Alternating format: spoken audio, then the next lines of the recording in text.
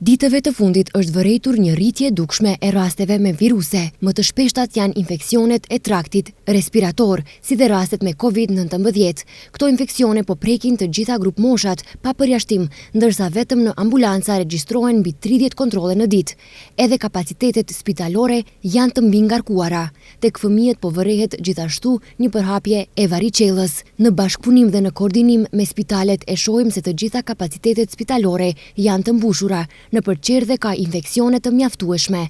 Për momentin më e theksuar është varicella tek fëmijët. Duhet që të mos dilet pa nevojë, të mos bëhet grumbuj personash në hapësira të mbyllura. Më pas duhet të konsumohen vitamina, thon mjekët. Për sëmundjet e mushkërive ndikon jashtëmase edhe ajri ndotur, sidomos tek të sëmurit kronik dhe të moshuarit, të cilët duhet në kohë ta marrin terapinë e nevojshme. Ajri ndotur ka një ndikim të madh të përqindjes së madhe që njerëzit sëmuren, sidomos ata që janë me sëmundje kronike, sidomos astma bronkiale, astma alergjike, sëmundjet pulmonare kronike dhe duhet të intervenohet me terapin simptomatike. Pasi të moshuarit dhe të sëmurit kronik duhet t'i mbrojnë që të mos arrihet në ndonjë përkeqësim, shprehen mjekët.